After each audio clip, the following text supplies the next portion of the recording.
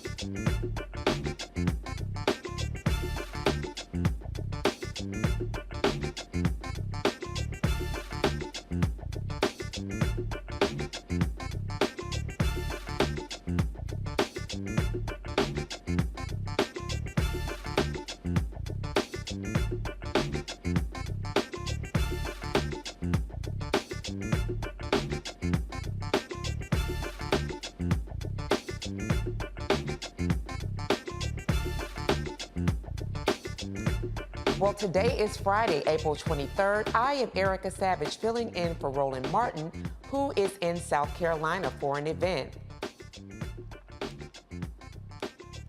Here's what's coming up on Roland Martin Unfiltered, streaming live on the Black Star Network.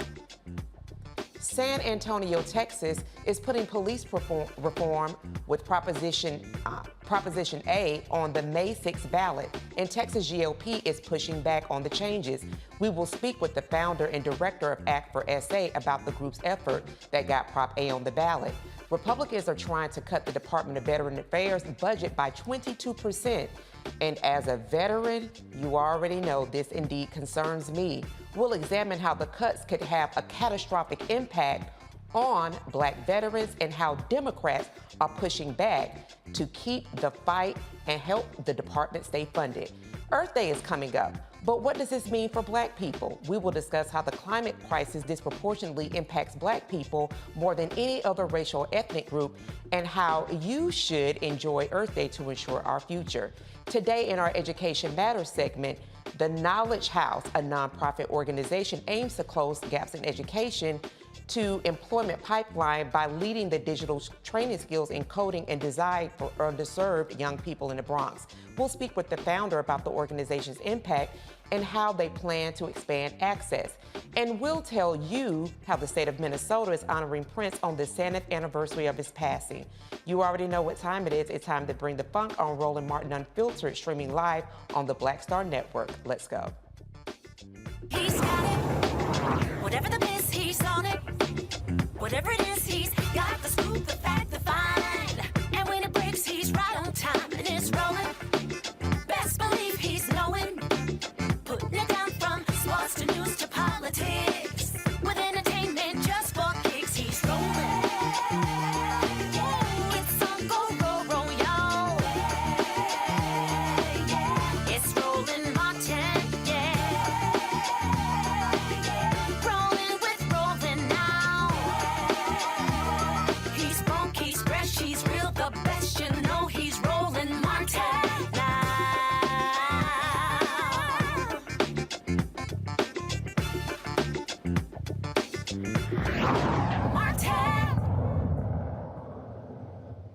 In a few weeks, folks in San Antonio, Texas will vote for significant police reforms. The initiative on the May 6th ballot is Proposition A, also called the Justice Charter. Voting yes on Prop A will do the following: establish a city justice director appointed by the mayor and city council, prohibit police from issuing citations or making arrests for certain misdemeanor marijuana possession offenses, prohibit police from enforcing criminal abortion laws, ban no-knock warrants and chokeholds by law enforcement, and use citations instead of arrests for certain misdemeanors. As you can imagine, this initiative to protect Black and brown people is being met with heavy opposition. The San Antonio Police Officers Association Political Action Committee, or PAC, is using scare tactics to deter people from voting for the reforms by putting out this ad. It's not about pot. Prop A would decriminalize shoplifting and theft of services up to $750 per incident, and graffiti up to $2,500. Radical activists want no arrests, no jail time. Voters in other cities have been tricked with devastating outcomes. Don't be duped. Prop A is not about pot, but keeping criminals out of jail. Vote against. Get the facts at itsnotaboutpot.org.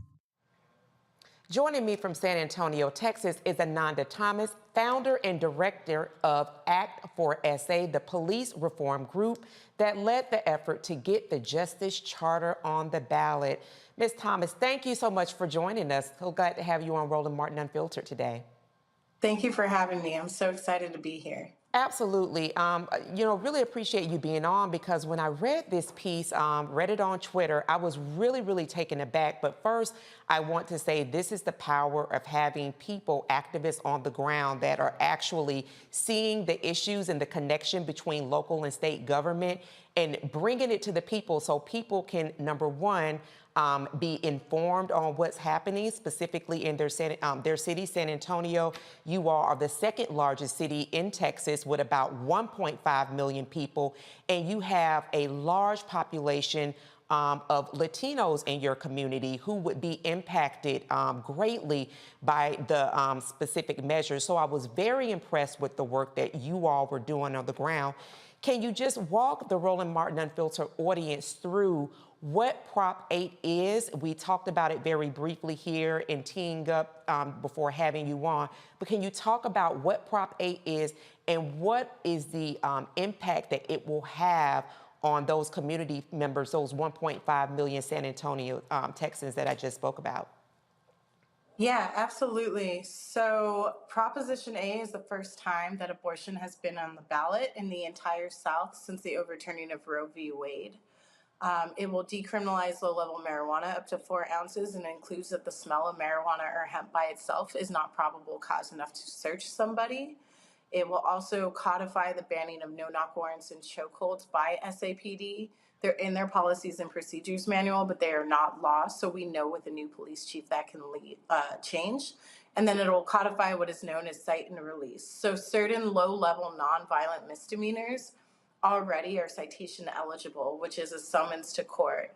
So by doing this, especially for your Class C misdemeanors that are only punishable by fine anyways, you're not incriminating somebody, incarcerating them, where their job, their housing, right, their freedom, their time with their family, their education can be disrupted for something that's only a finable offense anyway. When they get that citation to court, that judge decides, hey, you're getting a fine, or maybe you're going to a diversion program, which is required community service, it is required classes, and sometimes restitution back to the business. We have an 8% reoffender rate from diversion programs compared to 30% for somebody who's been incarcerated. So it is restorative justice. Thank you so much for sharing that, Ananda. And, I'm really impressed by, you all gave a very specific number when you talked about for people with the citations instead of arrests for someone who may be found to have stolen something for a business. If those items are valued under $750, rather than continuing to clog up the courts, take a person through an arrest, have a bond that they may or may not be able to meet, and actually sit in jail. And we already know how many people are sitting in jail without having received a court date even, that they're issued a citation. And you talked about the diversion programs. Can you also speak to, I mentioned when I looked up the census data that San Antonio, second largest city in Texas, but that you have a demographic of about 65.7% of Latinos. When you are speaking to those specific community members, what are some of the responses that you are getting from them with regard to this measure that's on the ballot and actually how their engagement is so critical in making sure that on May 6th that this measure does in fact pass.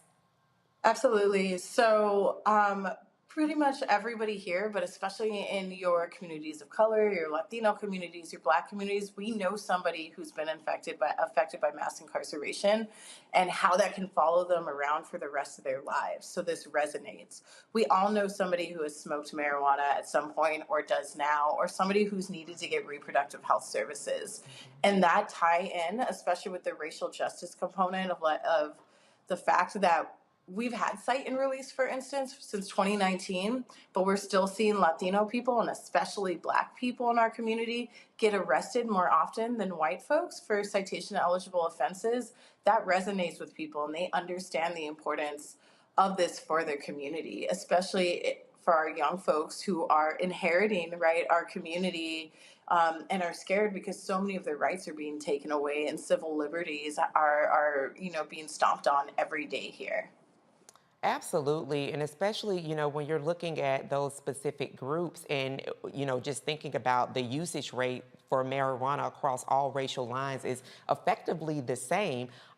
Before we go to a break, and I'd love for you to hang on and to stay with us, I really would love for you to talk a little bit about, because we do have to talk about how Republicans, we did mention how their political action committees, PACs that have spent upwards to $900,000 using scare tactics, talking about urban decay to get people really kind of riled up to ensure that they go out to vote against Proposition 8.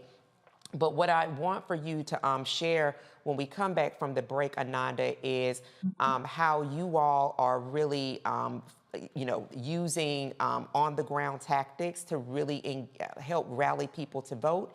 And then also what Republicans are doing in partnering with the business community to really kind of wage a fight to make sure that this proposition does not pass. So we're going to have Ananda come back on after the break.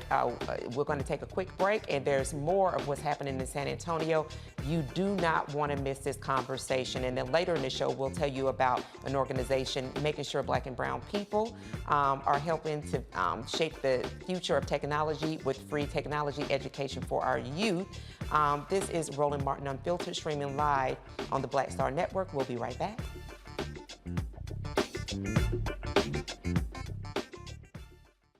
Black Star Network is here. Oh, no punches! I'm real revolutionary right now. Thank you for being the voice of Black America. All momentum we have now, we have to keep this going. The video looks phenomenal. See, there's a difference between Black Star Network and Black-owned media and something like CNN. You can't be Black-owned media and be scared. It's time to be smart. Bring your eyeballs home. You dig?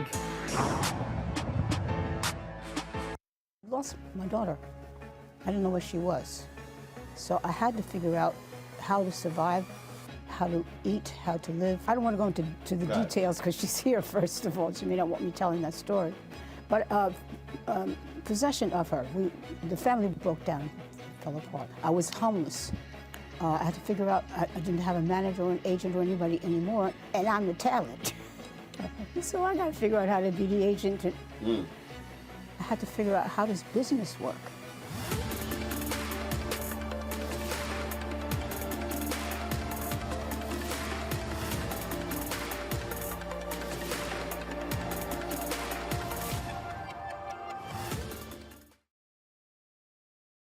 What's up, y'all? I'm Will Packard. Hello, I'm Bishop T.D.J. What up, Lana Well, and you are watching Roland Martin Unfiltered.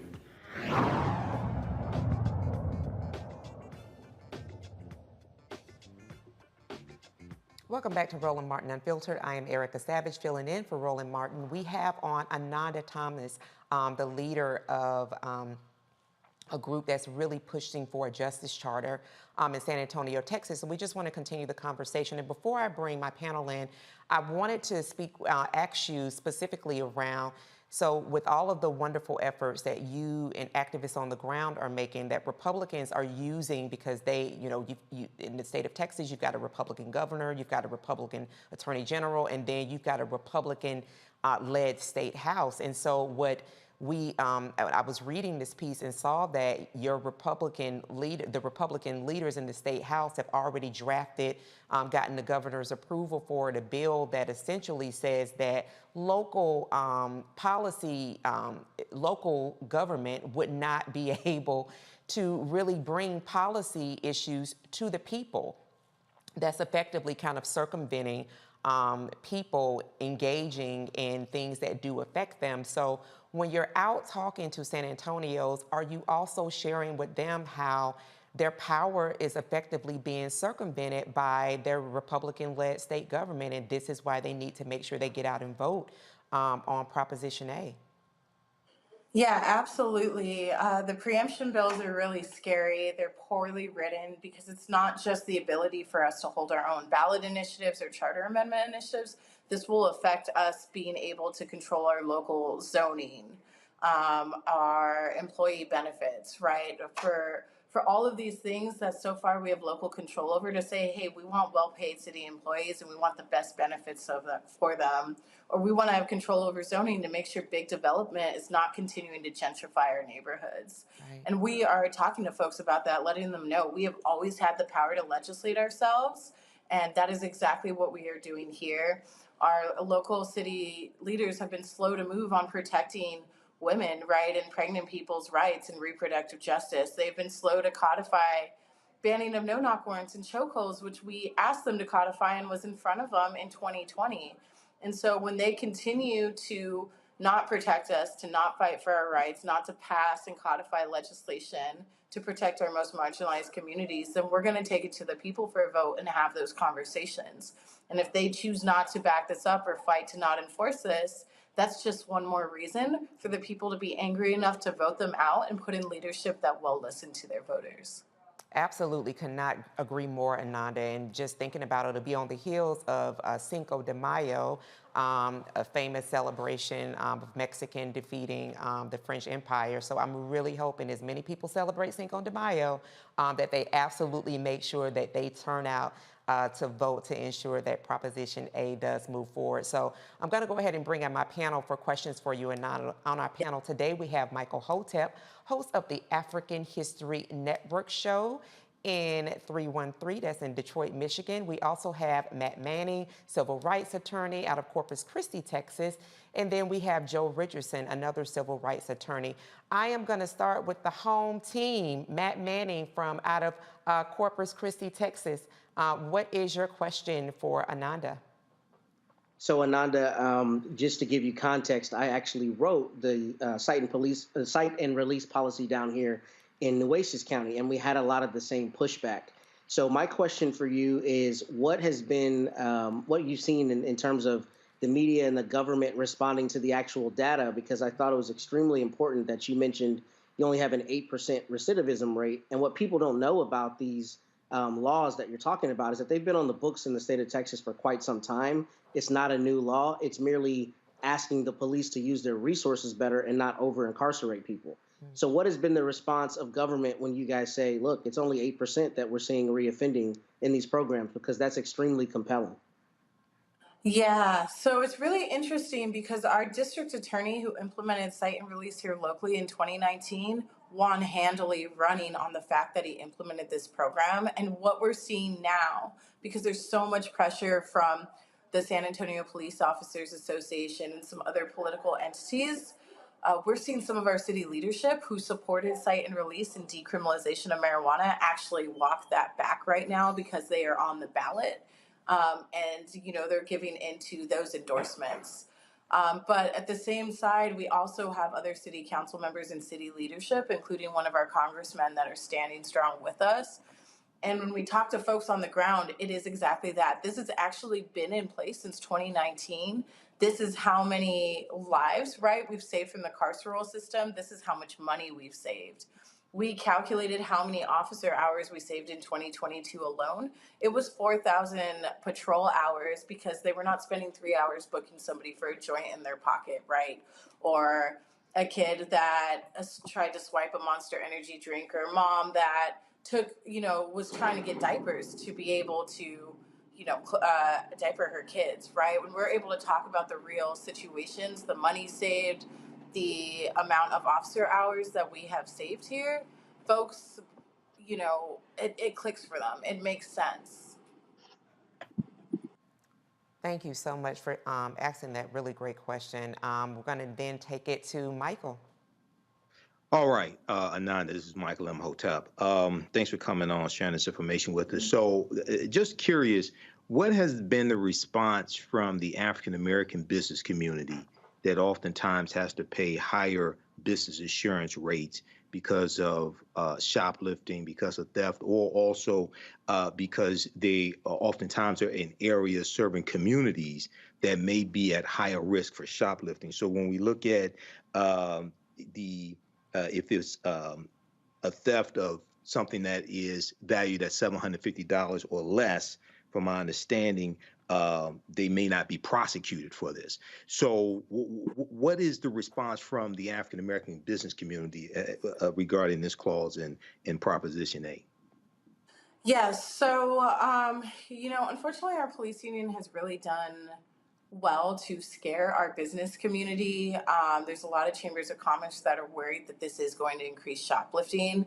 And it's just the conversation that we've had cite and release here for several years, right? This has already been a practice since even before that point, since before 2019, and that we haven't seen a rise in crime because of that, right? Cities that have cite and release and cities that don't, rises in crime post 2020 is literally because of the pandemic and because folks are in poverty. And if we are not doing something to invest in our communities to help folks rise out of poverty, then we're not truly finding a solution for the root causes of crime and what causes people to steal. It's out of desperation, right?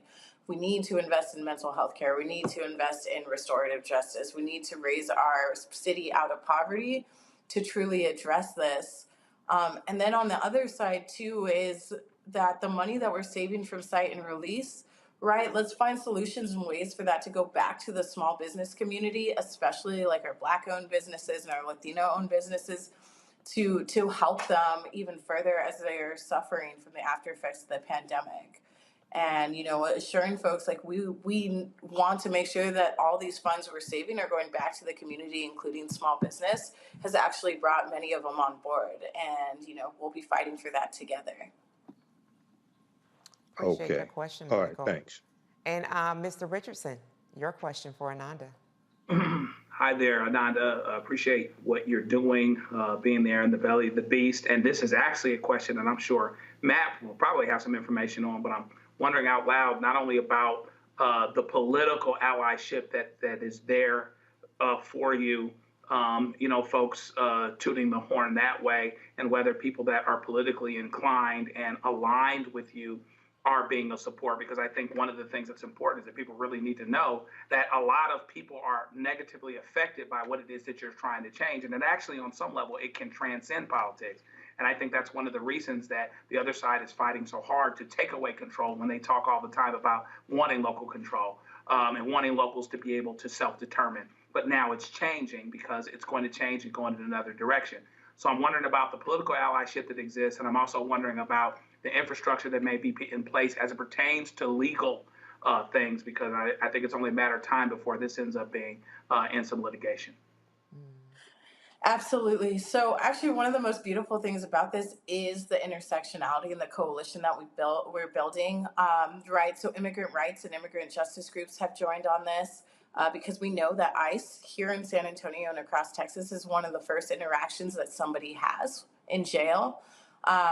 We've been endorsed by the Bexar County Green Party, the Bexar County Democratic Party, the AFL-CIO, Labor's with us, Planned Parenthood Texas Votes, a bunch of reproductive justice groups, criminal justice groups, groups that support and advocate for folks that have been formerly incarcerated and their families, racial justice groups. We have a broad coalition because these are all issues that we've been working on and been trying to speak to our city legislators about that we just haven't got movement on.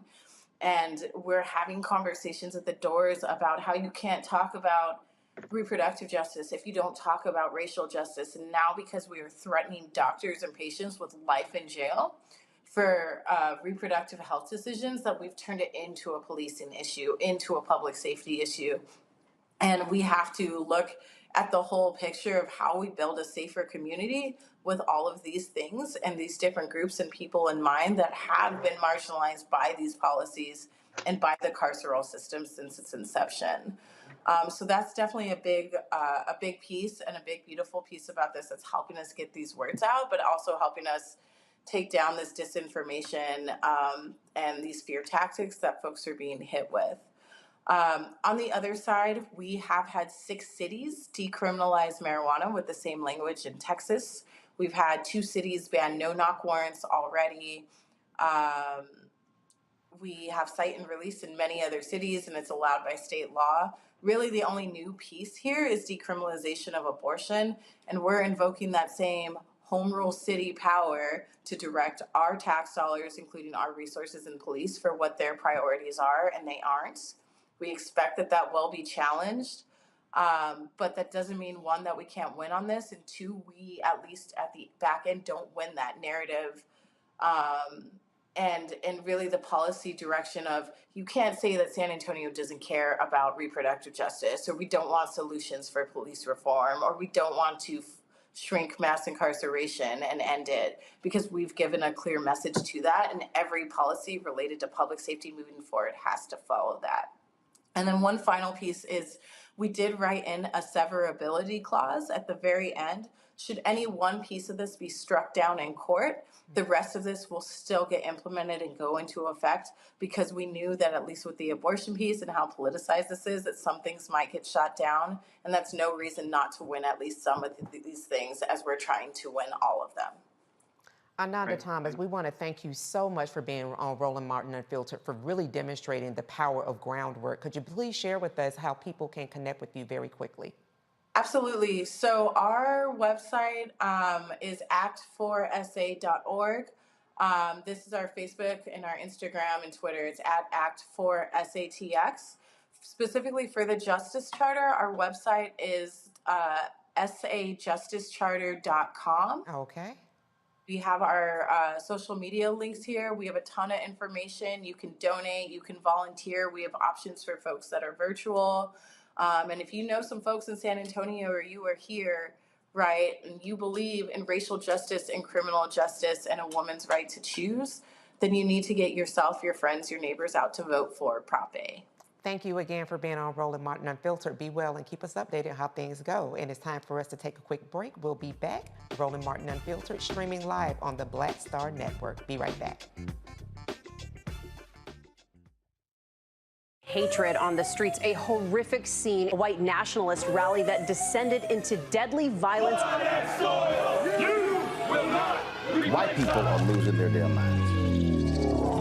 As an angry pro-Trump mob storms the U.S. Capitol, we've seen shootings. We're about to see the rise of what I call white minority resistance. We have seen white folks in this country who simply cannot tolerate black folks voting. I think what we're seeing is the inevitable result of violent denial. This is part of American history. Every time that people of color have made progress, whether real or symbolic, there has been what Carol Anderson at Emory University calls white rage as a backlash. This is the rise of the Proud Boys and the Boogaloo Boys. America, there's going to be more of this. Here's all the Proud Boys, guys. This country is getting increasingly racist in its behaviors and its attitudes because of the fear of white people. The fear that they're taking our jobs, they're taking our resources, they're taking our women. This is white fear.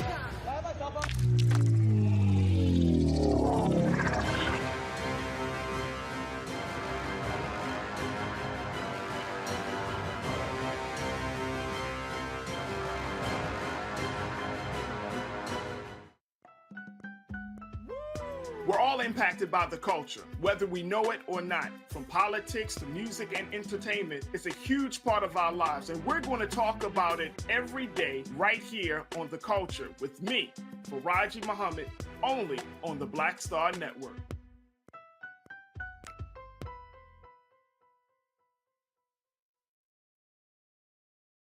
Hi, I'm Vivian Green. Hi, this is Essence Atkins. Hey everybody, this is your man Fred Hammond, and you're watching Roland Martin, my man, Unfiltered.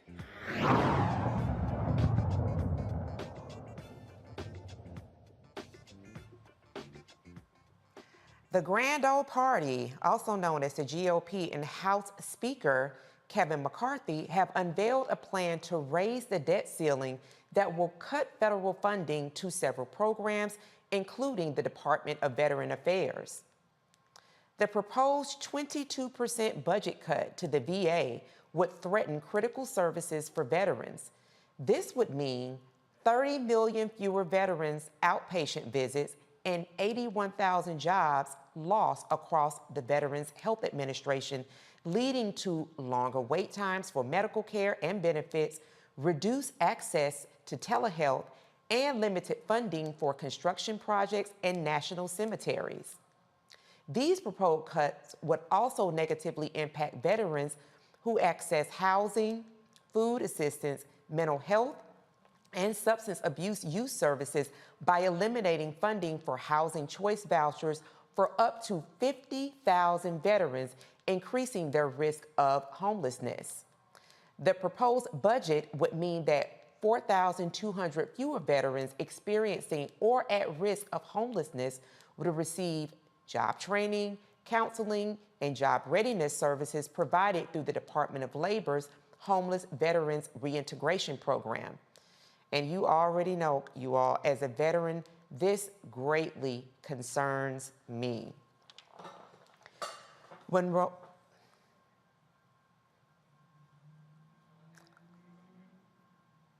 All right, so we're going to bring in the panel so we can talk about this really quickly. One of the things that really did intrigue me, and so I myself am a veteran, but I know that we all have proximity to veterans within our families or within friends.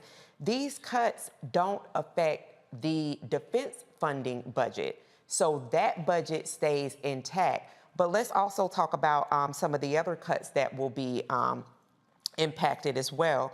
We're talking about not only to veterans, but we're talking about 25 million children that are in already low-performing, underserved schools will be impacted, and 7.5 million children with disabilities would be impacted by these 22% cuts that Republicans are proposing, and up to 108,000 educational professionals also could suffer job losses. When we're thinking about Head Start, which we know greatly improves how kids who usually are Black or brown kids do perform when they get K through 12. You're talking about 200,000 of those children could lose access to Head Start, and up to 108,000 children would lose child care benefits, which means that countless parents would not be able to participate in the workforce. And then thinking about our seniors, Meals on Wheels program.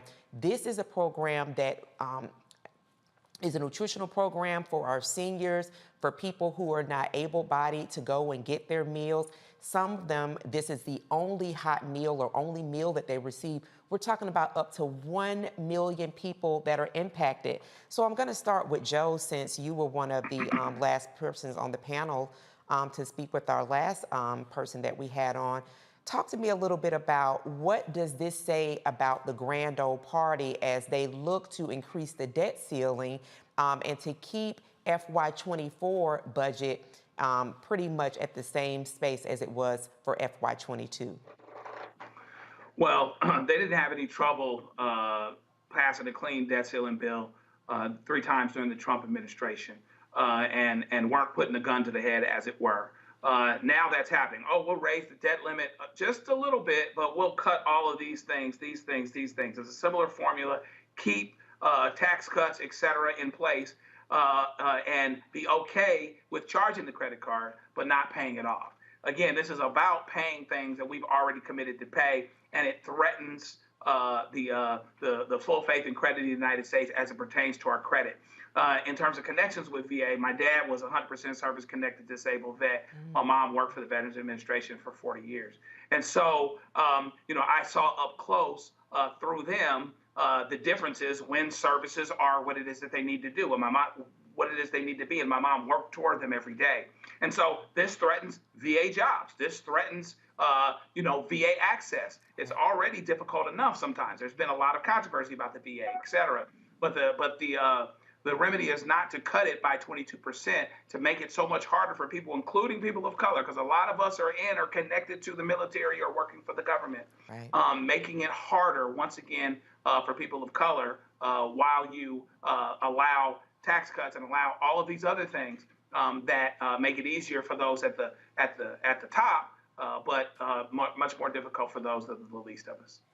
Absolutely, Joe, and I definitely want to say thank you to your father and your mother for their service, having that close and up-close impact. I myself in the military, Brad, my father was in the Marine Corps for over 20 years, so definitely understand that with regard to having military parents. And so, Michael, as I bring it over to you, again, we're talking about how Republicans do not want to, in fact, cut defense funding, but they do want these other programs to suffer. Women, Infants, and Children WIC program, a way that we keep children fed at very, very critical times in their life, that program will be faced with cuts as well.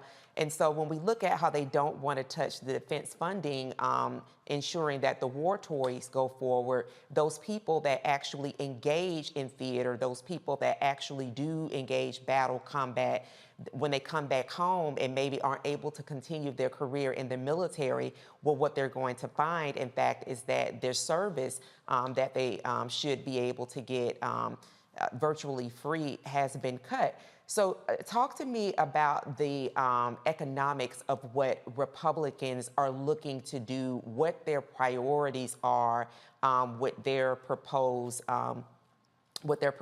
funding for FY24. What their priority is attacking policies from President Joe Biden. One of the things that they want to do is they want to roll back his executive action on student loan, basically when it comes to student loan forgiveness. And they want to rescind some of Biden's top policy achievements. We know that the student loan forgiveness, if the 6-3 conservative Supreme Court rules positively on it, we know it would disproportionately positively help African Americans. And it will discharge, you're going to have about 500,000 African American families who will move from a negative net worth to a positive net worth, and about 25% of student loan debt that African Americans have are going to be discharged. Also, they want to roll back elements of President Biden's Inflation Reduction Act that no Republicans in the House or the Senate voted for as well, even though they ran on fighting against inflation and reducing inflation. Somehow they have amnesia on that, and they want to focus on banning transgender athletes and focus on the subcommittee on the weaponization of the government and Department of Justice, things of this nature. So this is, they also want to attack the climate change initiatives that are in the Inflation Reduction Act as well. And they want to roll back the additional funding to the Internal Revenue Service that was partly designed to go after potential tax cheats, maybe like Donald Trump. So what's important really to understand is the difference between Democrats being in control of the House of Representatives and continue to pass policies that are beneficial to African Americans, and Republicans being in control of the House of Representatives and voting against those policies, is about a total of about 7,000 votes in a handful of House elections. Okay, so this is an example of how elections have consequences. So all the people out there saying, we want reparations, explain to me how you going to get Kevin McCarthy to allow a debate on reparations to come to the House floor and a vote on reparations to come to the House floor. I'll wait. There you go. Yeah, we'll stay waiting, Michael, because we know how it's going to happen. It's not going to happen. It's not going to happen. Exactly. No Republicans support reparations, even the black ones. Absolutely. None of them support reparations. Absolutely. You're talking about people that will take an inch and make it a mile. Republicans will do that, and they're doing that with that very slim majority that they have in the House that you so pointed out. And so, Matt, to you, you were just having discussion about, legislation that you have been a part of and, moving. Talk to me a little bit about, as we continue to talk about how the Grand Old Party, what their list of priorities are, and it's not people-centered. What do you say to people who continually want to say that, both parties are the same, they're going to do what they want to do anyway, that their vote doesn't matter? How do you take what we're having a robust conversation about now that impacts people of all backgrounds and tell them that this does impact them and this is why it is important for them to engage in the power mechanism that they do have, which is the vote? I think that's a brilliant question. And I think it's a brilliant question because GOP continually stands for gets over on people, right? What they do is get people to vote on rhetoric, not on reality. The fact that you've got people who are in, places like Mississippi and Louisiana who need Medicare benefits, who need SNAP benefits, right? But they continually vote against things like welfare because some Republican is telling them that means the welfare queen is taking all their hard-earned tax dollars, is a function of the Republicans, one, playing for keeps, and two, not caring about the fact that what they're saying is cognitively dissonant with the other things they've said for decades. So, the reality of it is, all jokes aside, it's terrifying that people continually vote against their interests. Case in point, how many military members do you know who consistently vote Republican because they believe, that's going to equate to a stronger defense system, right? Nonetheless, they're trying to divest money away from the VA. So what you see is, I think, a lot of times single issue voters and also people who are just bought by the rhetoric. And the reason that is so problematic is because right now the Republicans clearly have the largest bullhorn or the strongest bullhorn, and they have the people who are coming out to vote most voraciously. So to answer your question, what people have to do, which I think Michael beats the drum on brilliantly every time we're on here, is you have to vote. You can't afford to sit out because it has measurable effects on your life, particularly in the context of things like the divestment of local control. I mean, the idea that we have a system that's founded on federalism and across the country, state legislatures are doing everything they can to take away local control should terrify people because that tells you that the people you vote for have no meaningful effect on your lives if the people above them at a different level can just take away their power capriciously. So I think we're in a fight for democracy right now, and I think the GOP is willing to fight a lot dirtier than the Democrats are, and that means measurable gains for them where they should not have such gains. I could not say it any better, Michael. And I just want to, reiterate for the audience in what Matt, what Joe, and Michael have said. You all know I've talked about I'm a veteran, but I am a polytrauma patient from having sustained a moderate brain injury. And so the services that I receive are very select services that are across very select VAs. So if you don't think that your vote is important, let me tell you, I'm so glad that I am an engaged voter, that I am a person that raises my voice because the services that I receive are a direct result of the VA having the money and the funding to actually give me the services that I need to continue to live. And so we definitely hope that you will take opportunity to check your voter registration and make sure that the next vote, not just the one that happens in the presidential race and midterms, but your local votes that you engage in. When Roland Martin Unfiltered returns, we'll tell you about news making headlines across the country, the new arrest connected to that mass shooting at the Sweet 16 birthday party in Alabama. Colin Kaepernick is helping a Georgia family whose loved one was found dead, covered in bed bugs, and one Tennessee Republican who voted to expel two black lawmakers resigns. Roland Martin Unfiltered continues streaming live on the Black Star Network. We will be right back.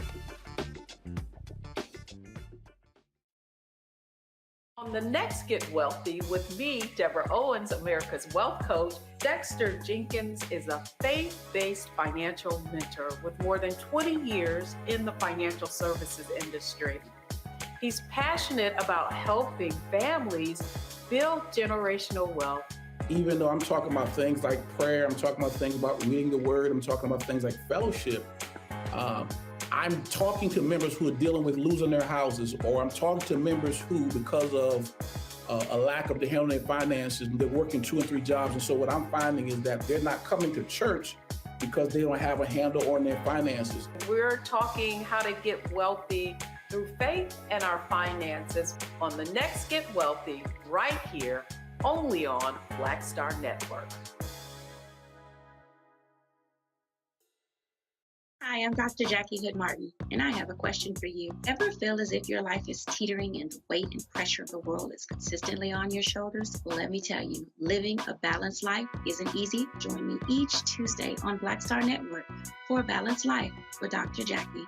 We'll laugh together, cry together, pull ourselves together, and cheer each other on. So join me for new shows each Tuesday on Black Star Network, A Balanced Life with Dr. Jackie.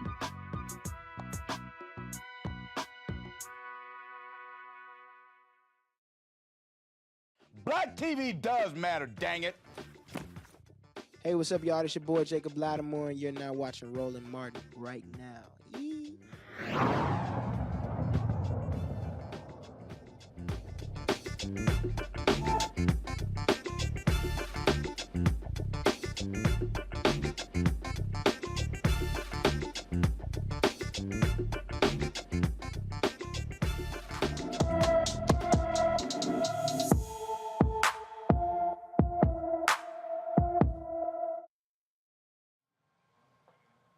Today's Black King Missing is Tremaine Orange. Tremaine Orange has been missing from Casa Grande, Arizona since March 12, 2023. The 16-year-old is 5 feet 8 inches tall, weighs 130 pounds, with brown hair and brown eyes. Please, if anyone with information about Tremaine Orange, you would please call the Casa Grande, Arizona Police Department at 520-421-8700. 6 people are now in custody and facing reckless murder charges for the mass shooting at a Sweet 16 birthday party that left 4 dead and 32 injured in Dadeville, Alabama. Today, an unnamed 15-year-old was arrested. Thursday, the Alabama Law Enforcement Agency arrested Willie George Brown Jr. and John Latron Brown. Wilson Lamar Hill Jr. and brothers Tyreek and Travis McCullough were arrested earlier this week. 4 of the 32 injured victims remain hospitalized and in critical condition. 4 people were killed, and those are Phil Dowdwell, Marcia Emmanuel Collins, Corbin Dometry Halston, and Shanivia Nicole Smith. The birthday party was for Dowdell's sister, Alexis. In Georgia, LaShawn Thompson, former NFL quarterback Colin Kaepernick, is helping a Georgia family discover how their loved one died inside the Fulton County Jail. LaShawn Thompson was arrested on a misdemeanor charge and was found dead inside of his cell in September 2020, covered in bed bugs. Thompson's family members and a legal team led the demonstration outside of the Fulton County Jail, including civil rights attorney Ben Crump, as they rallied to get justice and close the facility. While 3 have resigned. This was the psychiatric ward of the Fulton County Jail. You know, Attorney Counsel Rogers, I think Brittany Griner in the Russian prison had a better facility than what LaShawn Thompson had here in Fulton County, Georgia. And so we ain't gonna let nobody pass the baton. We want justice for LaShawn. We won't pass the baton. We want justice. I don't know why, but that's what happened. I looked at the pictures and I can see bugs in his eyes, bugs in his ears, bugs in his nose. When we got the body, we looked and we was wondering, my God. The funeral home man say, don't touch him. But you know, knowing his ain't, she gonna look. I'm searching. I'm just looking. I see bites, Percy bites. And I was like, y'all, look. The funeral home man said, don't touch. So I'm thinking why you don't want to touch, because probably from the infection in his body, we may have a cut and it would be something on us. Yeah. So we didn't touch him. But can you imagine? No. Can you imagine him screaming and him hollering, saying, help? They biting. And nobody come. Nobody. Nobody. Can you say nobody? Nobody. Nobody came. Nobody came. We had a press conference with the sheriff, but I tell you what I told him. I left out of there with still no understanding. I still have no understanding until y'all find out what happened to him, and then I have some understanding. But God brought him here for a reason. He came to change things. While 3 top jailers resigned and Fulton County Sheriff Pat Lombarda said they might switch health care providers, the family was unsatisfied. Thompson's death has attracted the attention of Senator Ossoff, chairman of the Human Rights Subcommittee, who launched an inquiry into conditions at jails across Georgia. The Justice Department also requested the case file for a federal rights and criminal investigation into Thompson's death. One of the top GOP leaders who pushed to have 2 Black Tennessee lawmakers expelled was found to have violated, get this, the policy against workplace discrimination and harassment, leading to his resignation. The Ethics Subcommittee found Tennessee State Representative Scotty Campbell did, in fact, sexually harass at least 1 legislative intern. The victim provided several examples of Campbell's behavior in an email to university officials, including inappropriate comments about the possibility of the victim and another intern performing sexual acts on one another. Campbell resigned from his seat Thursday following the release of the Ethics Subcommittee's report. And in updated news, a baby taken from a Texas couple was returned by the court. A Texas family is reunited with their daughter Mila after the Texas Department of Family and Protective Services removed their baby for choosing a home birth over a hospital. Tamisha and Rodney Jackson's 3-week-old baby, Mila Jackson, will be returned to her parents following a decision by the Dallas County District Attorney's Office. Before the scheduled hearing this morning, the district attorney returned Mila to her parents. Mila was initially removed due to concern over her parents' ability to care for her after her birth at home. Her pediatrician thought she was not receiving appropriate care given the diagnosis of jaundice. The case has been surrounded by controversy, particularly after the revelation that court documents authorizing Mila's removal had different names listed as her parents. The situation prompted rallies in the family's support.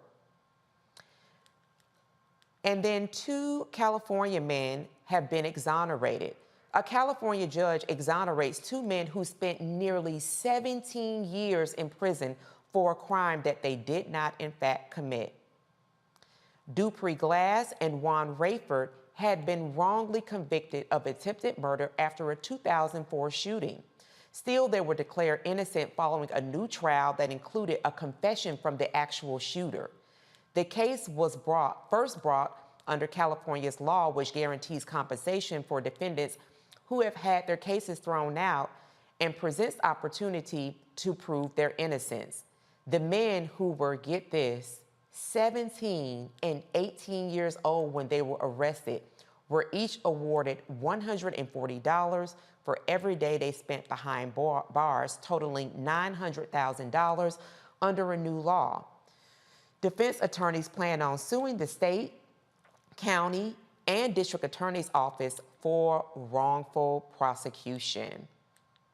And there's more to come on Roland Martin Unfiltered. When we return, we'll discuss Earth Day and why Black people should not be left out of the environmental conversation.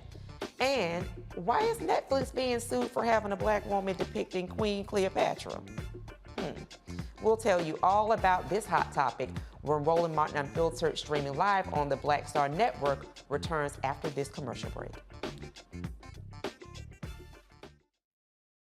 Next on the Black Table with me, Craig Carr. In mid-April, we lost another giant, a man who we had the opportunity to have a conversation with here at the Black Table, Dr. Robert Charles Smith. We had a conversation with Dr. Smith about his life and times and his memoir, From the Bayou to the Bay.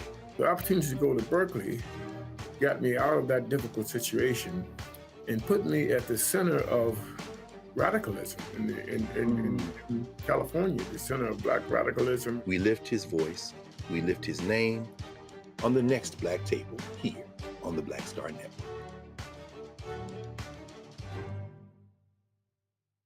On the next, A Balanced Life with me, Dr. Jackie, we talk about a hard, cold fact. Not all healthcare is created equal in this country, especially if you're a person of color. So many of us, Black families, we rely upon each other heavily. A lot of us aren't necessarily sure how to best communicate with our healthcare providers.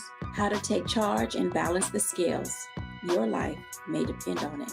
That's next on A Balanced Life on Black Star Network.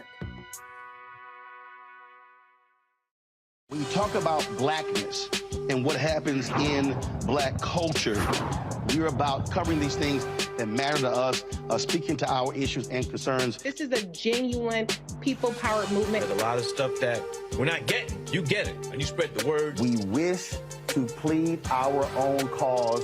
Too long have others spoken for us. We cannot tell our own story if we can't pay for it. This is about covering us. Invest in Black-owned media. Your dollars matter. We don't have to keep asking them to cover our stuff. So please support us in what we do, folks. We want to hit 2,000 people, $50 this month, raise $100,000. We're behind $100,000, so we want to hit that. Y'all money makes this possible. Checks and money orders go to P.O. Box 57196, Washington, D.C. 20037-0196. The Cash App is $RM Unfiltered. PayPal is R Martin Unfiltered. Venmo is RM Unfiltered. Zelle is Roland at RolandSMartin.com. On the next Get Wealthy with me, Deborah Owens, America's Wealth Coach, Dexter Jenkins is a faith-based financial mentor with more than 20 years in the financial services industry. He's passionate about helping families build generational wealth.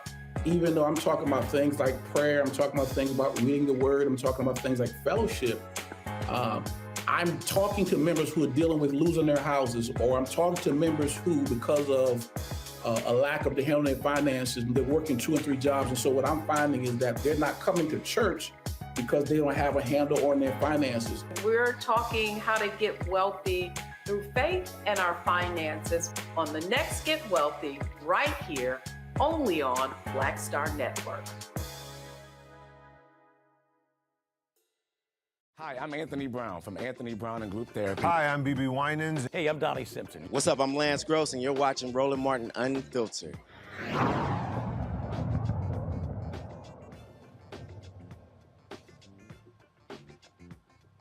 Welcome back to Roland Martin Unfiltered, streaming live on the Black Star Network. Want to bring the panel in. We're going to talk about one of those last pieces that we just covered.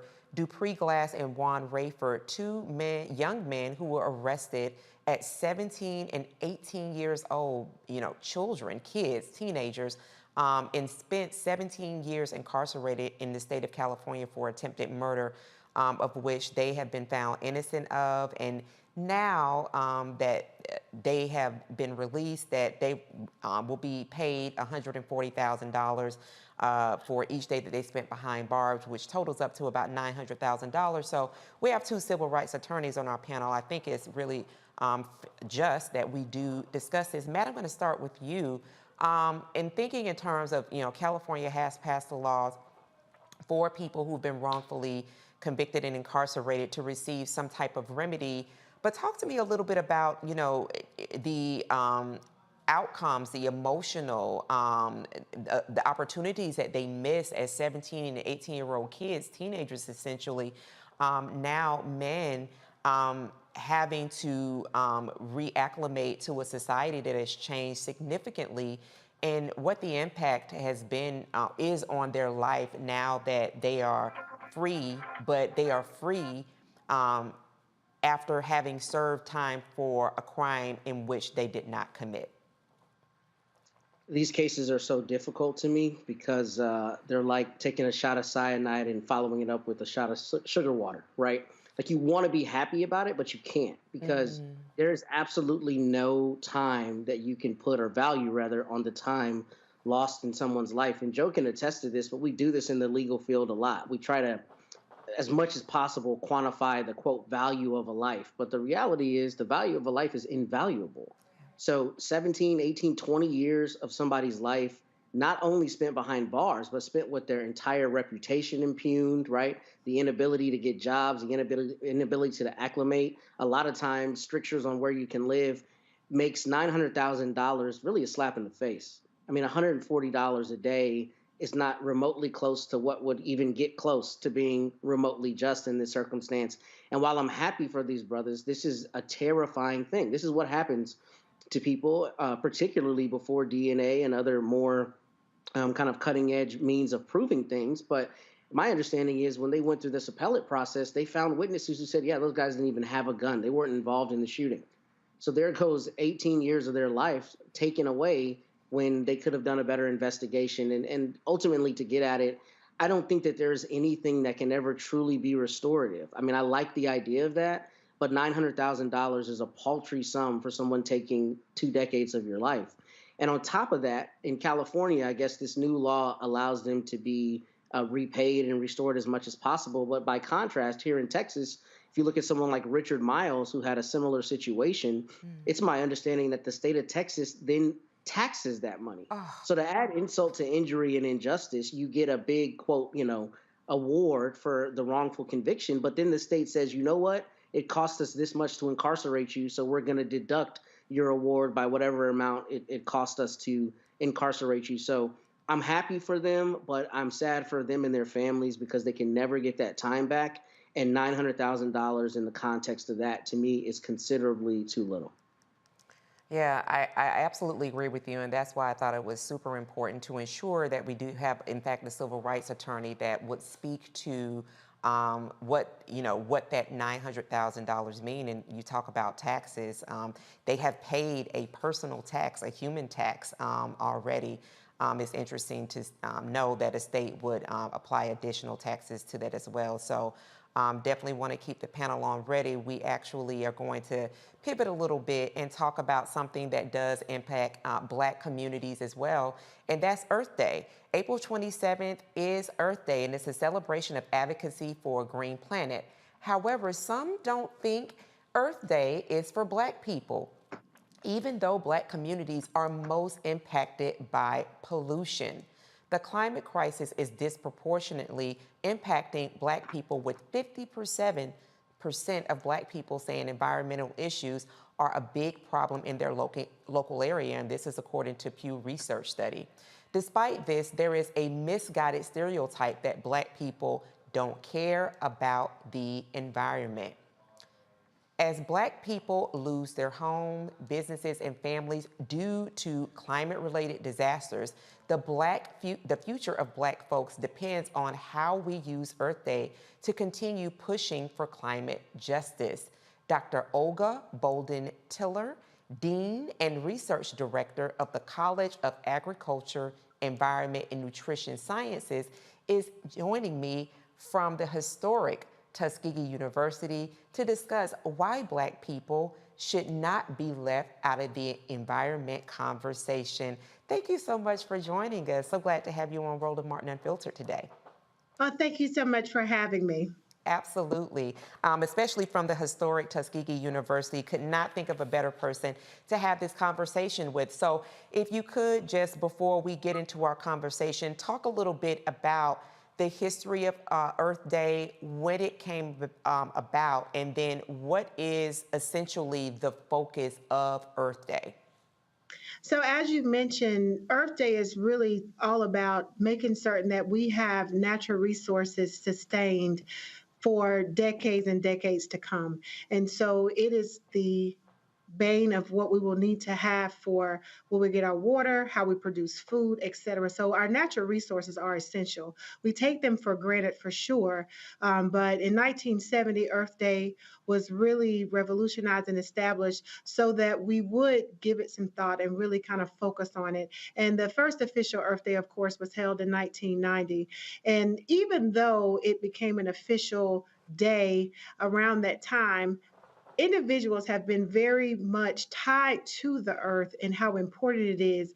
Our indigenous people, African Americans, etc. In fact, many argue that George Washington Carver, pictured here in the image behind me, played an integral role with the research that he does and did related to understanding our environment and making certain that natural resources were taken into consideration in all that we do, including agriculture.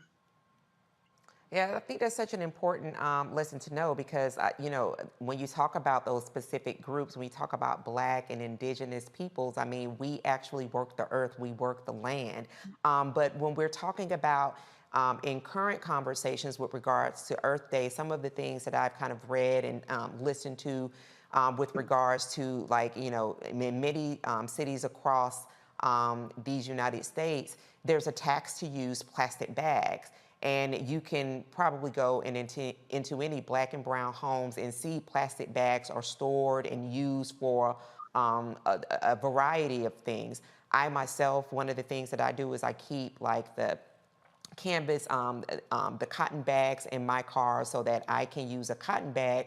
But just talking about that juxtaposition between plastic or using a cloth bag, when we're thinking about Black and Indigenous people who have worked the land and been one with land, but also been moved away from the land, and typically, unfortunately, just depending on socioeconomic status, live in communities where there's high air pollution, children's rates of asthma are really dismal, 3 to 1 of white counterparts.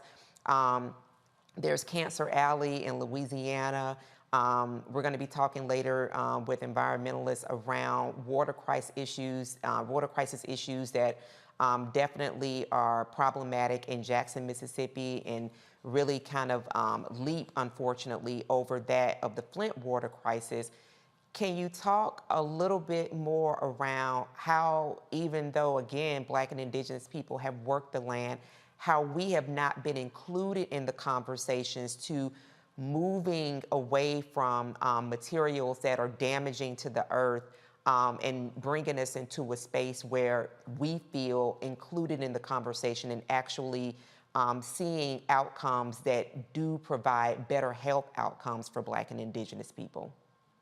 I think one of the things when we think about marginalization of communities, which we know has been a thing for a lot of Black, brown, and colored communities, is this marginalization. So it's not that we don't even understand some of the ramifications of things that happen in the environment. The reality is in some instances, we were not able to be a part of the conversation.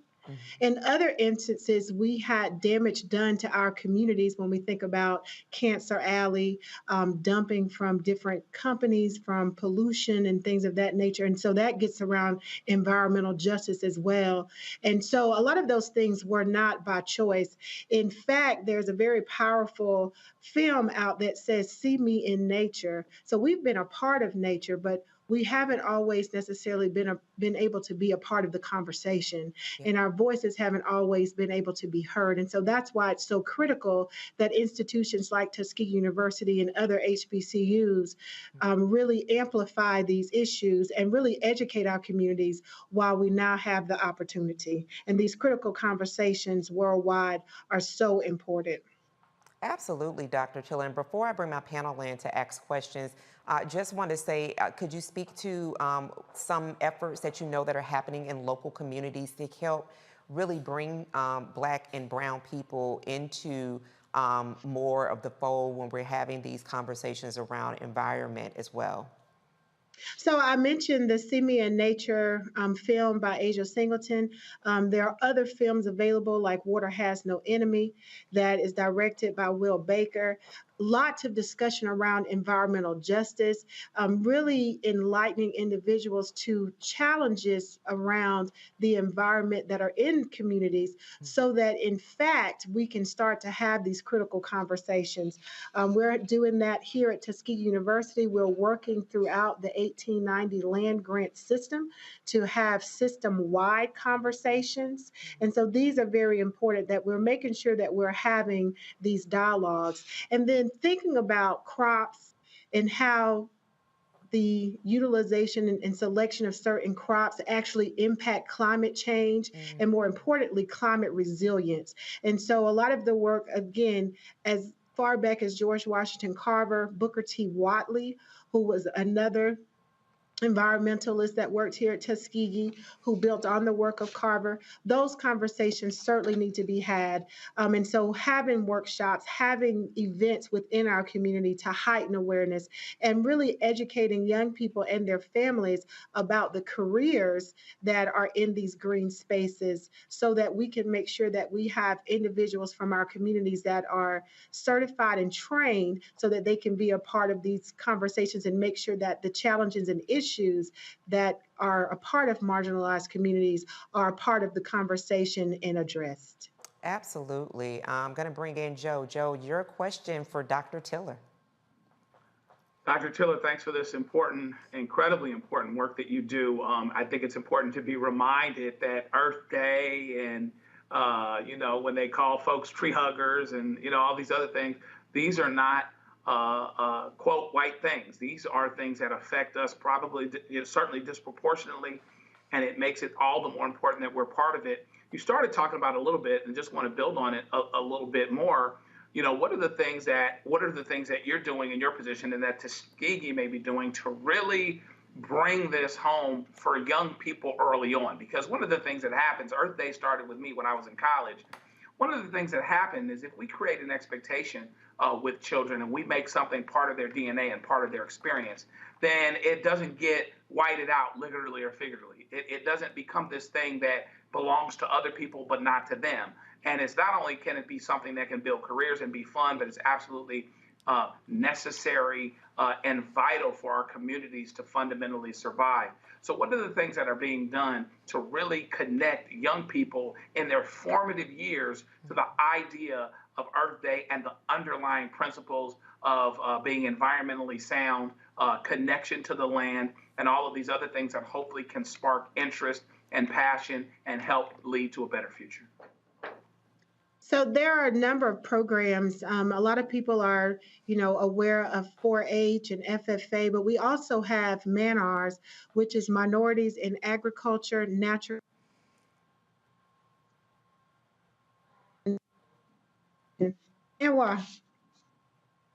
which is a national organization that really focuses on the development of minority students in K through 12. And so they get a chance to not only learn about these different careers, more importantly, they have the opportunity to see role models who are currently a part of these different careers and understand not only the value, but the opportunity in having jobs in these spaces.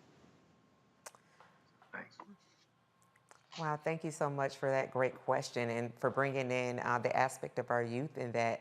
Dr. Olga Bolden Tiller, it has been quite the pleasure having you on Roland Martin Unfiltered here from the historic Tuskegee University. How can people connect with what you all have happening there? So we have a plethora of activities throughout this entire month, in fact. And so you can log on to tuskegee.edu and learn about our Earth Week celebrations. We have activities from natural resources, looking at forestry, looking at water, have exciting dialogues happening with individuals about some of the films that I mentioned, looking at how this impacts our food as well. And so anyone across the entire world can connect to Tuskegee and our Earth Day celebrations that are actually happening throughout this week and the month of April. Tuskegee.edu. Thank you again for being on Roland Martin Unfiltered, Dr. Bolden Tiller. Thank you for having me. Absolutely. And still to come, we'll discuss a trending topic on social media. Honey, the social, honey, social. Netflix is accused of blackwashing docudrama Queen Cleopatra. One organization is trying to be the pipeline for Black and brown people to enter the tech field. And later, we'll tell you how the state of Minnesota is honoring Prince on the 7th anniversary of his passing. Stay with us. You're watching Roland Martin Unfiltered on Black Star Network. We'll be right back. lost my daughter. I didn't know where she was. So I had to figure out how to survive, how to eat, how to live. I don't want to go into the details because she's here, first of all. She may not want me telling that story. But possession of her, the family broke down, fell apart. I was homeless. I had to figure out, I didn't have a manager or an agent or anybody anymore, and I'm the talent. So I got to figure out how to be the agent. I had to figure out, how does business work?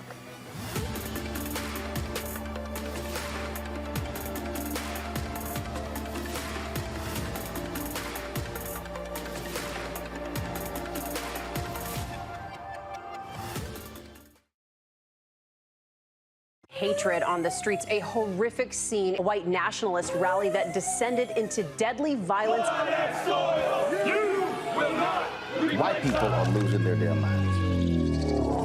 As an angry pro-Trump mob storms the U.S. Capitol, we've seen shooting. We're about to see the rise of what I call white minority resistance. We have seen white folks in this country who simply cannot tolerate black folks voting. I think what we're seeing is the inevitable result of violent denial. This is part of American history. Every time that people of color have made progress, whether real or symbolic, there has been what Carol Anderson at Emory University calls white rage as a backlash. This is the rise of the Proud Boys and the Boogaloo Boys. America, there's going to be more of this. Here's all the Proud Boys, guys. This country is getting increasingly racist in its behaviors and its attitudes because of the fear of white people. The fear that they're taking our jobs, they're taking our resources, they're taking our women. This is white fear.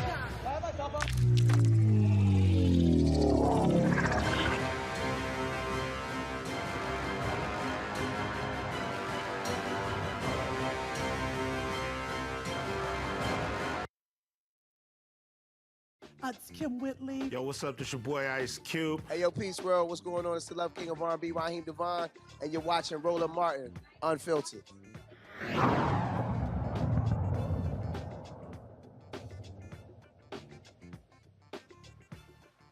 A backlash is brewing over a new Netflix film by Egyptian-British filmmaker Tina Gavari. The TV drama documentary series about the life of Cleopatra, featuring Black actress Adele James in the leading role, has sparked outrage in Egypt with accusations of blackwashing and stealing their history. While it is unclear whether Cleopatra was Black, Gavari feels it is unlikely she was white. As history suggests, Elizabeth Taylor played the Queen in 1963. Gavari calls for a conversation about colorism and internalized white supremacy, and for imaginations to be liberated so historical figures can be explored without fear. Queen Cleopatra debuts on Netflix May 10th. So, Michael, with the social media controversy that has brewed, that was the first thing that I thought about. One of the early depictions that I saw of Queen Cleopatra was by Elizabeth Taylor, who is no doubt non-Black and very white. Talk to me a little bit about what lens you believe that this is really kind of gaining a lot of momentum from, and what this does with kind of like this racial reckoning that was supposed to happen after the lynching of George Floyd. What does it say about really where people hold their racial sentiments? Okay, well, thanks for asking that question, Erica. And I had been following this story for a number of reasons. And today I reached out to one of my teachers, Professor James Small, about this, who was a consultant on the first installment of the African Queens series, executive produced by Jada Pinkett Smith. The first installment was on Queen Nzinga of Matamba, which is in modern-day Angola. He was a consultant on that first installment. And Professor Small put me in contact with one of my friends, Tony Browder, author of Nile Valley Contributions to Civilization. So this is a complicated issue. The reason why is, in looking at different articles on this, the framework of Black and white are contemporary frameworks, 17th century, 18th century, coming from people like Carl von Linnaeus and Dr. Johann Friedrich Blumenbach, who are credited with really stratifying humanity into races. Okay, in antiquity, we don't have that type of construct. So we're trying to look at something in ancient times. Cleopatra VII was born in 69 BC. In Alexandria, Egypt. We're trying to look at something in antiquity, in BC times, through through a contemporary lens. The question is when it comes to her mother and grandmother and their what we would call ethnicity. It's unclear. On the father's side, so she's in the line of what are known as the Ptolemies. The Ptolemy line comes in after Alexander the Greek, because ain't nothing great about him. After Alexander the Greek invades Egypt in 332 BC, and then Ptolemy the First Soter-Lagi takes over in 323 BC, and these are Greeks. Okay, so. She is looked at as possibly being Egyptian, African, partially on her mother or grandmother's side. It's not conclusive. However, I think it was. I like the depiction. This installment comes out May 10th. Okay, so I've just seen the trailer. I like the depiction coming from this series dealing with African queens. Now, the backlash coming from Egyptians, and we got to be careful of that term Egyptian, because we're dealing with Egypt basically after it was conquered by Arabs, and the Arabs invade in 639 AD and conquer in 642 AD. So we have to really be careful of what we're talking about. This is not what we call ancient Kemet, which was ruled by what we would term as Black Africans who are relatives of the Nubians. Okay, so you have a effort to whitewash, so to speak,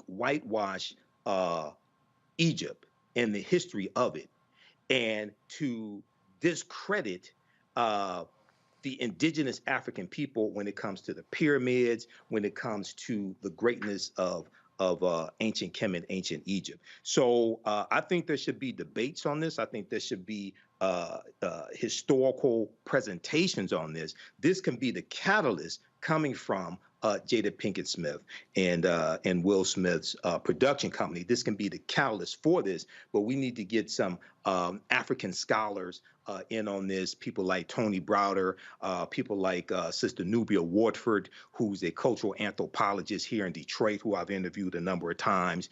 And at the same time, we also have to refute the tour that Dr. Zahi Hawass is going on starting in May around the U.S. And that appears to be an attempt also to whitewash ancient Egypt as well. There's always an attempt to either separate Egypt from Africa or say that the Egyptians, the ancient Egyptians, were either brown-skinned Caucasians or anything but sub-Saharan Africans. So this is something that we really have to analyze and fight against. Yeah, Michael, and thank you for bringing out those points. No doubt it's definitely complex. We know that they're white Arabs. They're people, of Arab descent that are of different background. Well, they're Black Arabs and also. So absolutely. So we understand that. And so Joe, want to bring this to you, the claims of blackwashing when there are movies that, I can think of like Gods of Egypt, where white men played Egyptians. I'm thinking about The Last Samurai with Tom Cruise. He is a whole white man. So talk to me a little bit about, to essentially make the claim of blackwashing, which I did not know was a whole word, but I guess it is a whole word. Talk to me a little bit about what does it mean for other depictions in Hollywood that we've seen when we look at the background of what is actually being brought to film, and the background does not match the person that's embodying that particular role. The shoe is on the other foot now, right?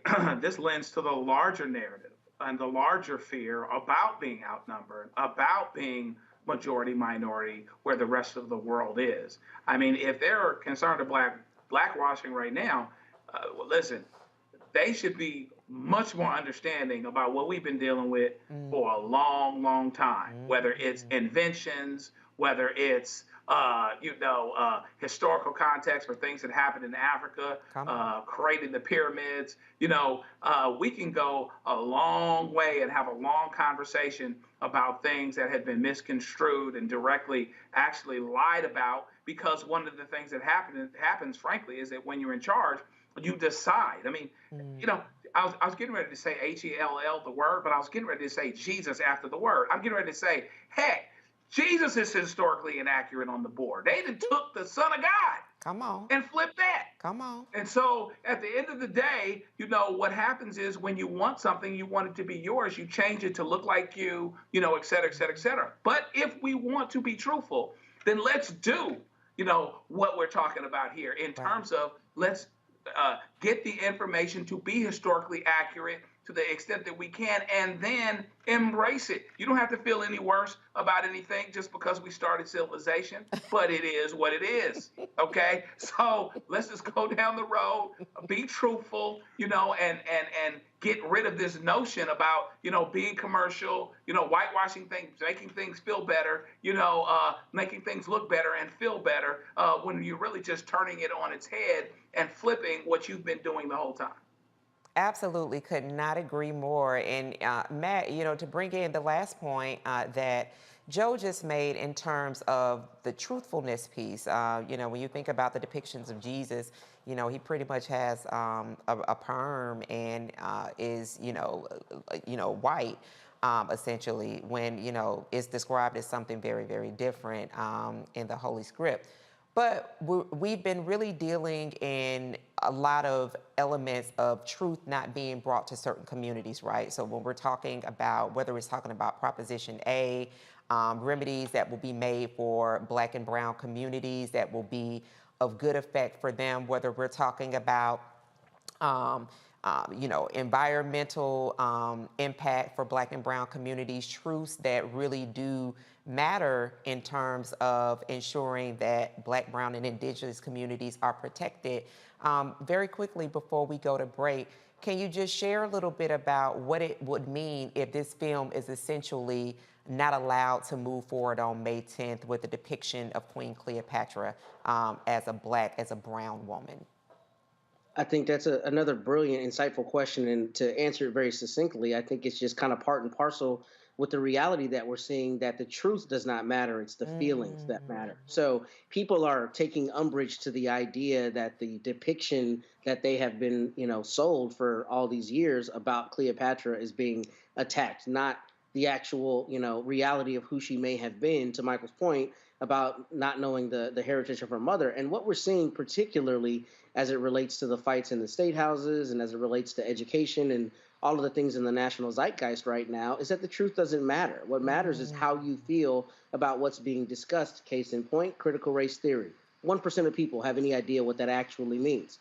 What they hear is race, so the truth of what's being taught or not being taught is immaterial. It's how people feel about that buzzword race, right? So that's what we're dealing with. And if you extrapolate from that, I think if this doesn't go forward, then it shows that, people who are don't care about the truth, but who care more about how they feel about a potential truth, have a louder bullhorn. And that becomes a problem, because if we do not have a consistency and a demand for the truth at all time, then we have no idea what is true and what is false. And when you wade into those waters, it's easy to control the people, which is what we're seeing happening in our country. My, a word was preached by Michael, Matt, and Joe. We're going to head to break. Our Education Matters segment is coming up after the break. On this other side of it, the Knowledge House wants to make sure Black and brown faces are helping shape the future of technology. The Associate Director of Development and External Affairs will be here to tell us about their free 99 technology education programs for our youth. And we'll tell you how Minnesota lawmakers are honoring the late, great Prince. Stay with us. Roland Unfiltered will be back right here, streaming live on the Black Star Network. Stay connected. Next on The Black Table, with me, Craig Carr. In mid-April, we lost another giant, a man who we had the opportunity to have a conversation with here at the Black Table, Dr. Robert Charles Smith. We had a conversation with Dr. Smith about his life and times and his memoir, From the Bayou to the Bay. The opportunity to go to Berkeley got me out of that difficult situation and put me at the center of radicalism in California, the center of Black radicalism. We lift his voice, we lift his name on the next Black Table here on the Black Star Network. On the next, A Balanced Life with me, Dr. Jackie, we talk about a hard, cold fact. Not all healthcare is created equal in this country, especially if you're a person of color. So many of us, Black families, we rely upon each other heavily. A lot of us aren't necessarily sure how to best communicate with our healthcare providers. How to take charge and balance the scales. Your life may depend on it. That's next on A Balanced Life on Black Star Network. My name is Charlie Wilson. Hi, I'm Sally Richardson Whitfield. And I'm Dodger Whitfield. Hey everybody, this is your man Fred Hammond, and you're watching Roland Martin, my man, Unfiltered.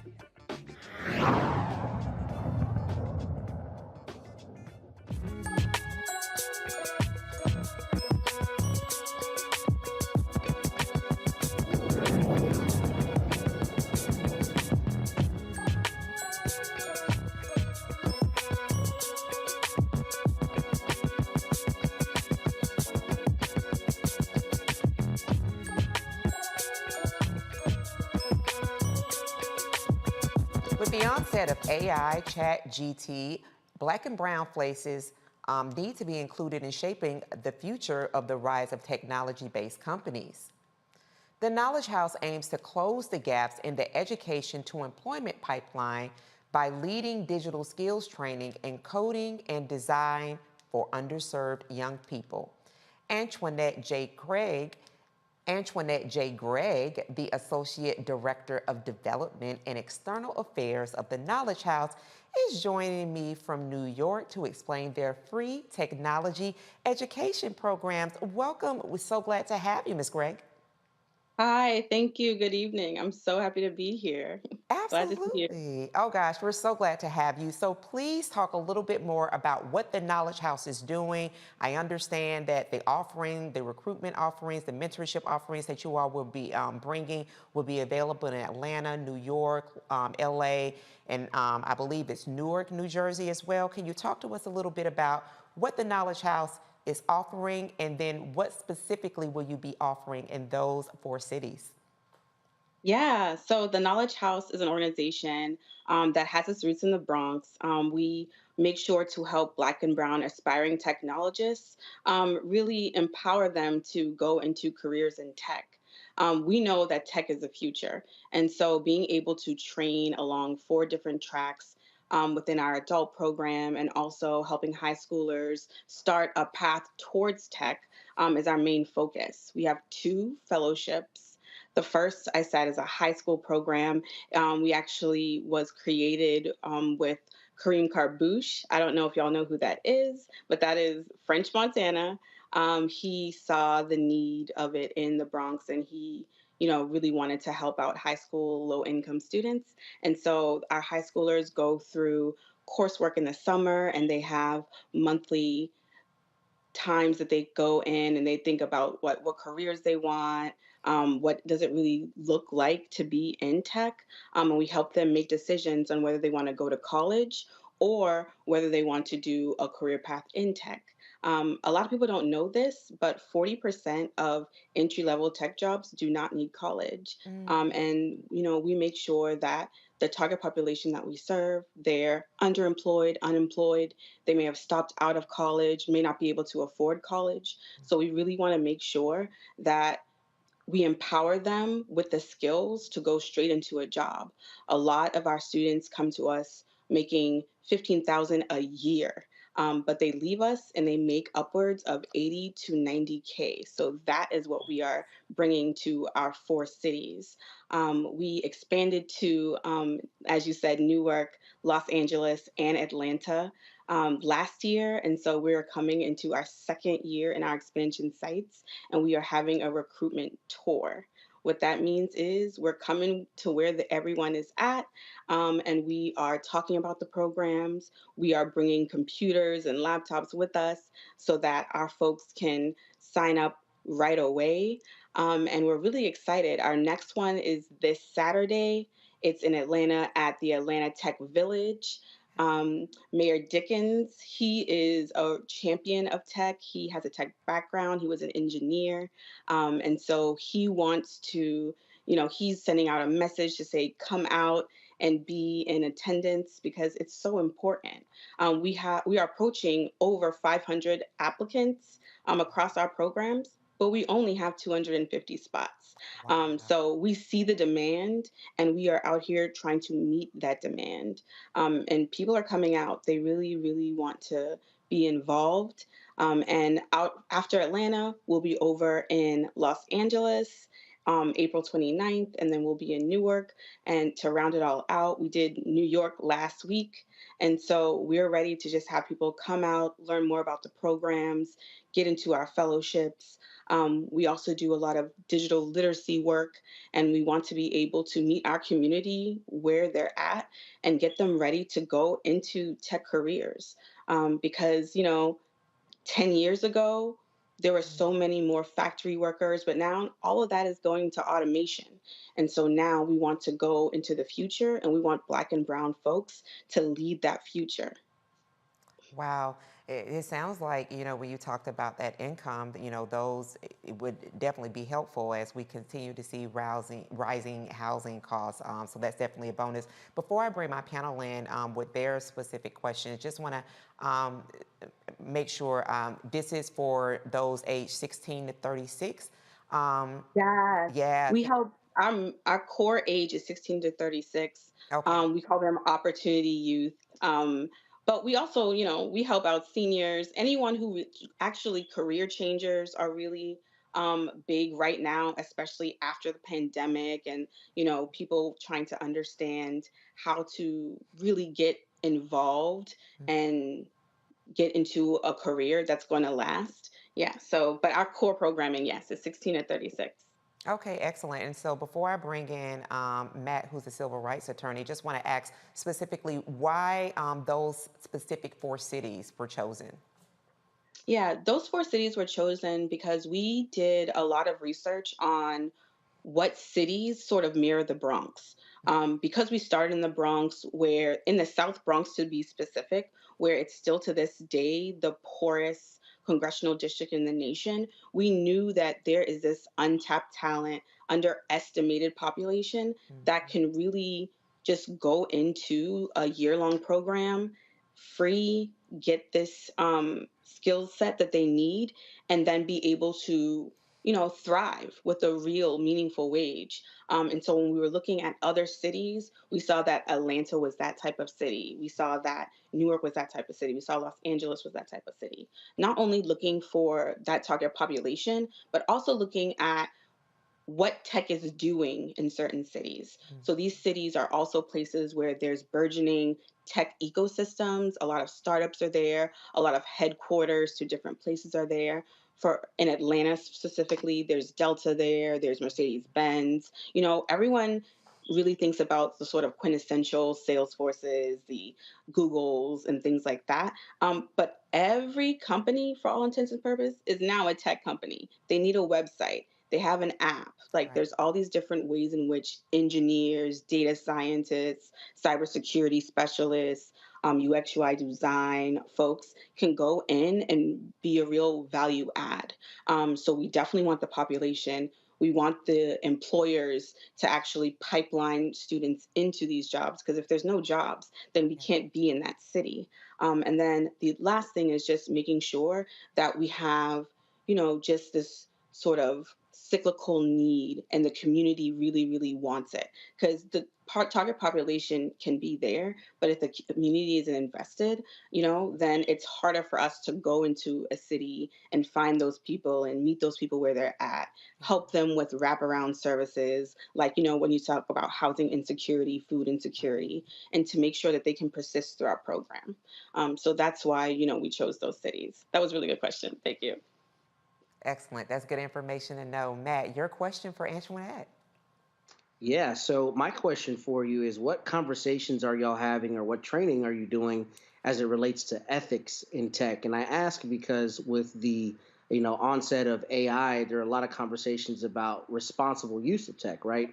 And even social responsibility in that respect. So how does that fit into the program at the Knowledge House, if at all?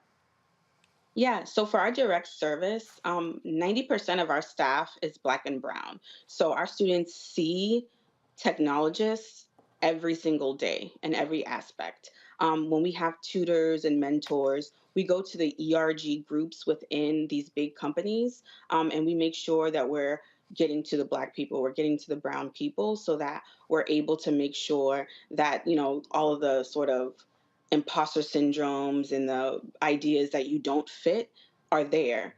The first step is getting people in the door. Tech is still very white and very male. So our sort of main goal is to first get people in the door and get them stayed in the door. We do have a lot of panels with elected officials, with community members, workforce development organizations, companies about how to, hire diverse talent, how to retain them, how to keep them. And then after that, we then go and we help to advocate to make sure that within workforce development and within these corporate entities, they really make sure to think about, as a Black technologist, what are the things that, we may not have seen before? And when you talk about AI, a lot of people also talk about when, you go to the bathroom to do the automatic hand dryers and it just doesn't work. And it's because when they go to test those things, it's normally white hands that test those things. So being able to make sure you have a diverse array of people to actually test these things, to make this code, to just be there, to actually bear in mind what we need and how technology is going to affect Black and brown folks, means that we have to have the numbers first. Wow, that was such a great question, especially in your response, Antoinette, in talking about, something as simple as when you use the soap dispenser out and how that soap doesn't come out, or it takes a long time to come out. And it's because we don't have Black and brown technologists in those spaces to ensure that it does recognize when a hand that is not a non-Black hand, that we do receive the soap on command. Antoinette J. Gregg, thank you so much for coming on Roland Martin Unfiltered. If people are interested in the Knowledge House, you already talked about having 500 applicants and only 250 spaces. Could you tell them how they connect or get more information? Yeah, if folks want to apply, they can always go to theknowledgehouse.org/apply. We also have, like I said, a lot of digital literacy opportunities so that folks in the community who just want to know what the computer does, who wants to know the different applications that you use in offices, and just get more acquainted with technology, we have a lot of opportunities there. And we're growing. So, this year it's 250, but we want to be able to get more and more Black and brown people into tech. So stay tuned, definitely. And like I said, this Saturday we'll be in Atlanta at the Atlanta Tech Village. And, come out. If anyone who's in Atlanta, please come out. It's from 1 to 4 p.m. We'll have some refreshments, there'll be some music, and, we'll be able to tell folks why it's important for us to have a diverse tech ecosystem. Thank you for having me. Oh, gosh, it was such a pleasure having you on. Antoinette J. Gregg of the Knowledge House, we certainly appreciate you being on Roland Martin Unfiltered today. Good night. Absolutely. And for those of you in the Atlanta area, the call has been made 1 to 4 p.m. tomorrow. Make sure you turn out. And when we come back, we'll tell you how the state of Minnesota will honor one of the greatest artists to ever create music. Y'all already know we're talking about Prince. You're watching Roland Martin Unfiltered on the Black Star Network, streaming live. We'll be right back. When you talk about blackness and what happens in black culture, we're about covering these things that matter to us, speaking to our issues and concerns. This is a genuine people-powered movement. There's a lot of stuff that we're not getting. You get it, and you spread the word. We wish to plead our own cause.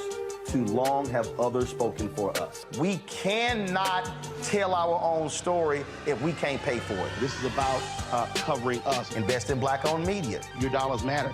We don't have to keep asking them to cover our stuff. So please support us in what we do, folks. We want to hit 2,000 people, $50 this month, raise $100,000. We're behind $100,000, so we want to hit that. Y'all money makes this possible. Check some money orders. Go to P.O. Box 57196, Washington, D.C. 20037-0196. The Cash App is $RM Unfiltered. PayPal is R Martin Unfiltered. Venmo is RM Unfiltered. Zelle is Roland at RolandSMartin.com. On a next, A Balanced Life with me, Dr. Jackie, we talk about a hard, cold fact. Not all healthcare is created equal in this country, especially if you're a person of color. So many of us, Black families, we rely upon each other heavily.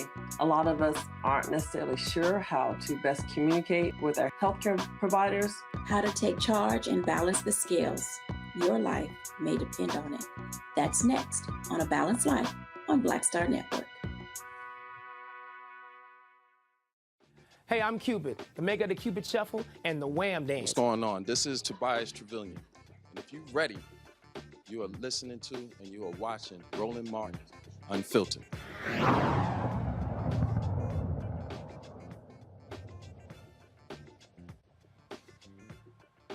Minnesota lawmakers approved a bill renaming a roadway in honor of Prince on the 7th anniversary of his passing.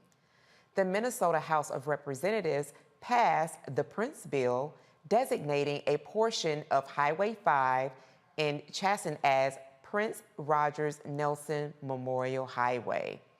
The bill still needs to be approved by the Senate before it can be signed into law by the governor. Prince passed away on April 21st, 2016, of an accidental overdose in his Paisley Park studio.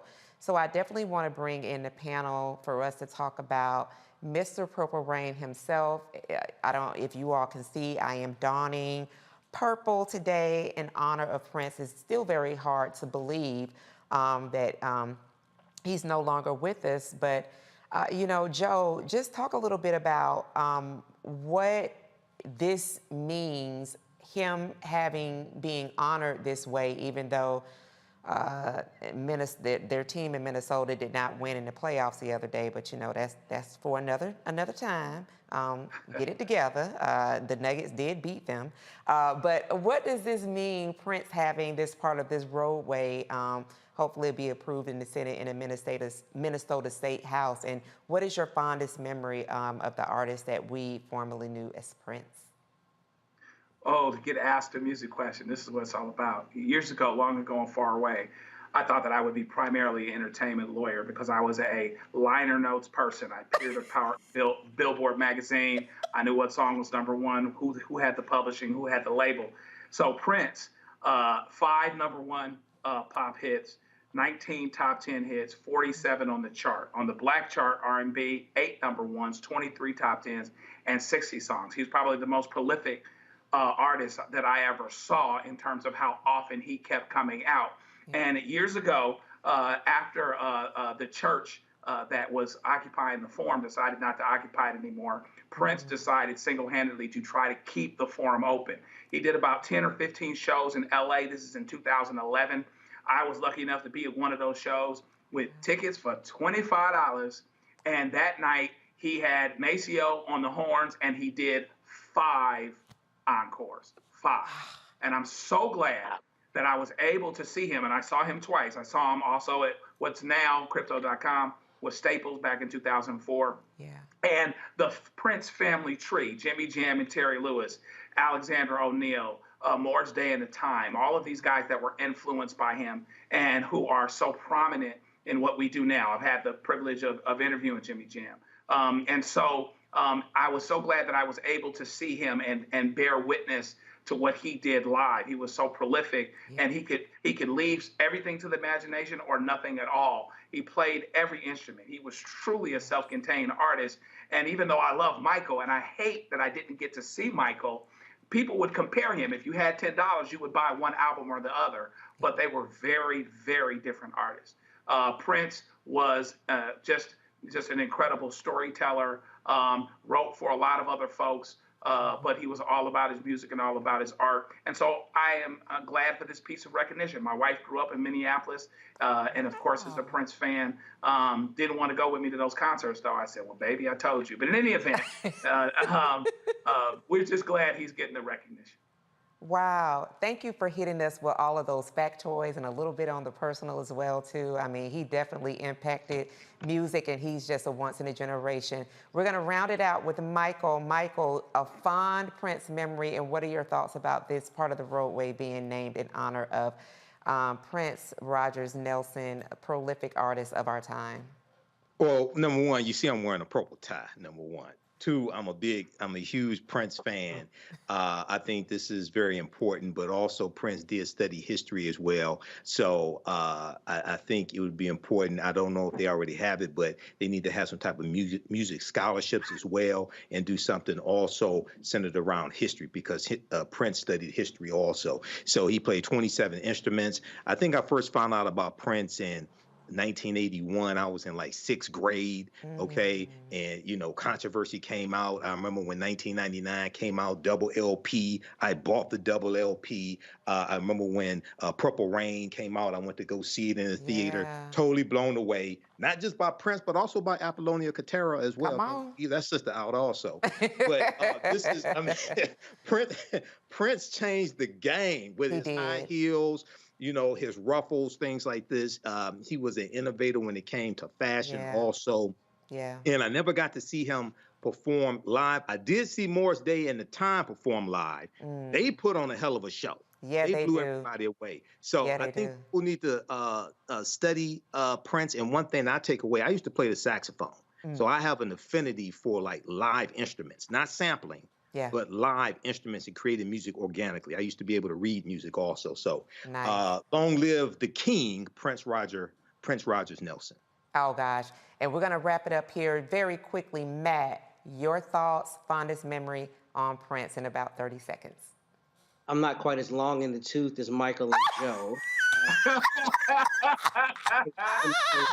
Shade. Yeah, all the same. Is Prince? I'll be is the 52 GOAT, June hands 7th. down. Shout out to Julius Shepard, my good brother from Howard, who has been making that Prince versus MJ argument for the 20 years since we were in school. So he's been right. He stays right. And I hope everybody puts on their raspberry berets, gets in their little red Corvettes, and drives down Highway 5 until the doves cry. So shout out to the GOAT. That is such a beautiful way to round it out. I want to say special thank you to the panel for joining us tonight. Matt, Joe, Michael, such a pleasure to be on with you all tonight. And that does it for us on Roland Martin Unfiltered. I want to thank you, the Roland Martin Unfiltered audience, for being connected. Make sure that you contribute. Also want to thank Roland for allowing me to keep the host seat warm for today. Thank you for all that you do watching and supporting. And be sure to download the Black Star Network app. Have a great weekend. And in the words of Roland, holla. Be well, everyone. See you Monday.